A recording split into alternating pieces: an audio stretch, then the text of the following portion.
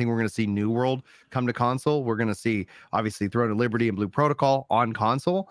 But I think that is the one and only downside that I can agree with gamers who are like, I don't want my MMOs on consoles. Is like, yeah, there is an extra layer, but I think it opens up enough people to play that it offsets any kind of cost. Agreed. It's just a process that like we got to hire an Xbox guy that's going to just like, that's their job, is to make sure that these patches are getting, submitted and approved.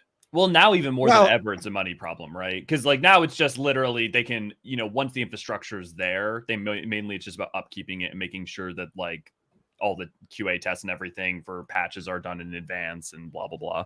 Mm-hmm. And I don't know the exact rules behind all of this because again, I'm just me. But I know that Warframe, at least on PlayStation, can skip the patch check nowadays. For the first few years they had to submit. And then Sony would check, and then it would come back. But now they can have Sony upload the patch, then check it, and then if there's issues, they can roll back, I guess.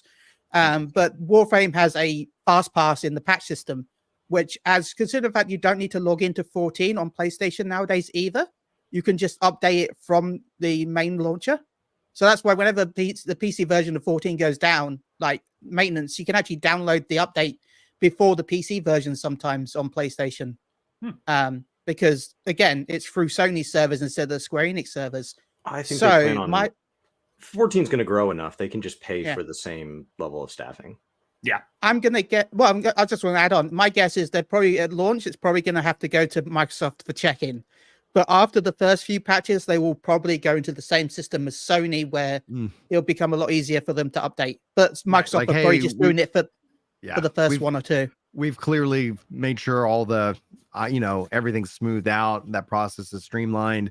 And if there is a problem, we have a plan and a policy in place, ready to rock and roll. But yeah, I think as long as we don't see any Final Fantasy 14 drop any A/B patches again, I think that was the only real mistake that the one patch mistake they've ever made. But that was they've got down their cadence. I feel like just as a slight anecdote about the importance of I feel like Xbox is I was just had the dentist yesterday, and not only had my dentist and the assistant heard of 14, but both were interested in playing, but were Xbox households. So there are people who it, for the longest time. That's the, I wouldn't say it's the most voluminous group. It's not like everybody's like, I love Final Fantasy and Xbox. That's the hardest thing to be as a fan of Xbox and Final Fantasy, but they do exist. It's, it's like, oh, I also like Final Fantasy. And so I've talked to, actually, oddly enough, I run the biggest Final Fantasy fan group on Xbox as an app. And so it's like, yeah, we've all been like,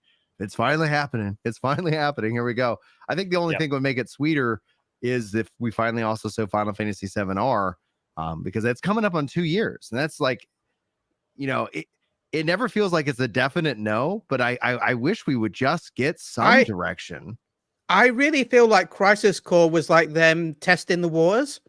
And as it didn't really do that well on Xbox, maybe that's why they decided Crisis Core sold pretty poorly. But then again, this is unfair because Crisis Core is a spin-off on a mobile originally, on a PSP that then was remade.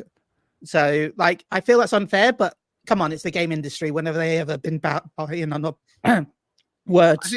I think that's a problem that Microsoft can solve with the check, though, because it's kind of like a chicken and egg. If you don't have Final Fantasy on your platform, and then you finally get not a main Final Fantasy, but a Final, and it's it didn't sell well, therefore we're not, because everybody's already been trained that it's like, oh, I can't play this game on this platform. I will play it on the platforms that I own or on PC or something like that. So I think it's like you just open Microsoft, you're big enough, just open your checkbook, pay whatever that. It's you didn't sell 300,000 copies. We'll cover the difference. We'll guarantee that this many units will move, so it's worth your time. And if not, we'll just cover the difference or something like that. Speaking of selling, though, do we want to talk about when we might think pre-orders might pop up? And, I'd love to get that. So you guys mentioned a couple of things. So first of all, you mentioned A and B patches, hopefully are a thing of the past. I will note that off the top of my head, I think Shadowbringers is the only expansion that did not have an A patch somewhere in it. So I don't think it's a thing of the past because all of the other expansions have had. I didn't realize Stormblood had one. Yeah, Stormblood had at launch, they had one. Oh, okay, that's why. Yep. They had a 4.05 or 4.06A. Okay. That was Yeah. because of all the server issues, right? I think. Yeah, Robonic yeah. Extreme, I'm assuming. It's usually when they either want to roll something out. It's usually patch related these days. It's usually like we've messed up. So the A's now are usually we've messed up. What's odd is that the one in Endwalker was them rebalancing PvP in 6.11A, I think, if I remember correctly. And it feels like if they just waited to 6.15, they may have been able to quality check and avoid some of the like black mage shenanigans that happened. That was so fun though. Like as much as Like, like it I know just people felt were avoidable frustrated, that because, was like- just like so fun. Like, Dude, the I was difference there. I didn't even between realize that was an A patch. May I didn't even- 24th and That's wild. the 7th of June, like maybe it would have given them the time to avoid that black mage shenanigans. But as you guys predict expansion dates, just to give you guys a little bit of context before you throw your guesses out there, Heaven's Word was 80 days after patch 2.55. Stormblood was 107 days after 3.55A. That was a two-parter.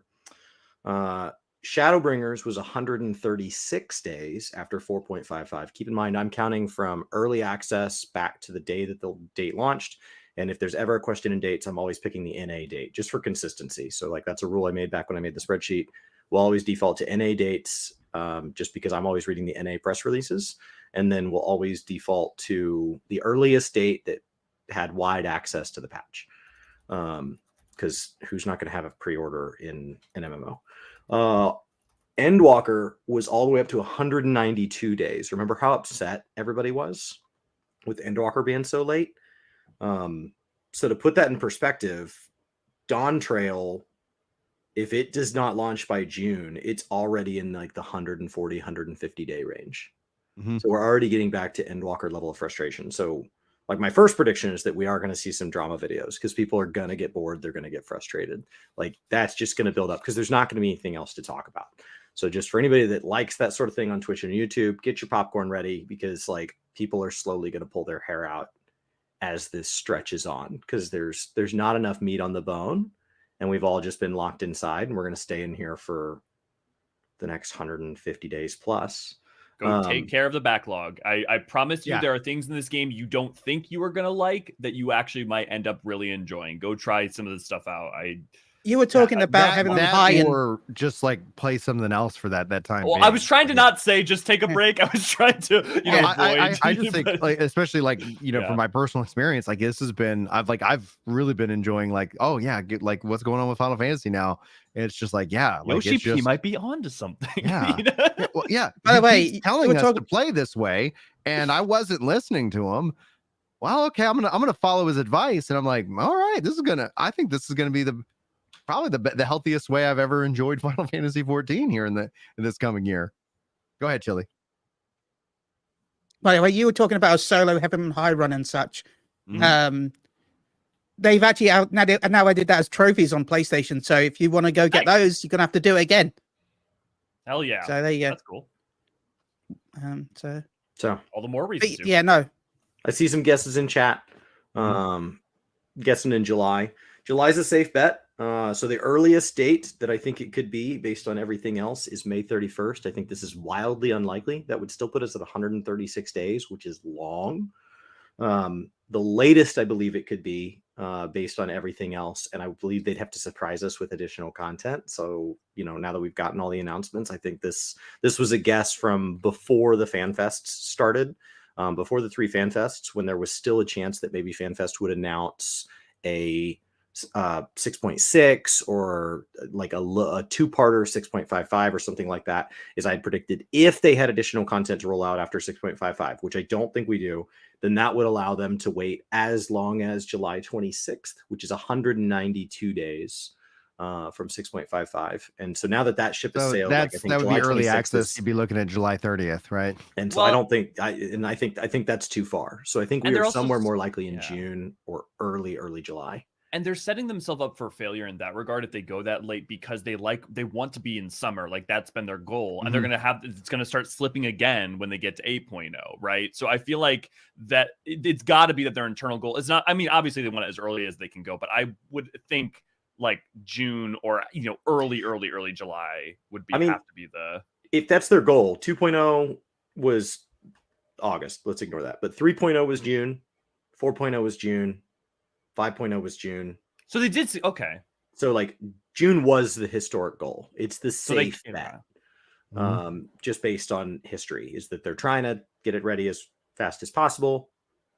May kind of begins the summer months. It's never ready for May, so it's launching in June. I just well, no, So, June. I think June fits actually, really well. officially, June is the start of summer. Well, it depends. It depends on if you're talking about like solstices and equinoxes versus if you're talking about like what calendar people, year schedule. Yeah, School. like it gets very variable. Yeah, school gets out and it's over 100 degrees here in Like Texas.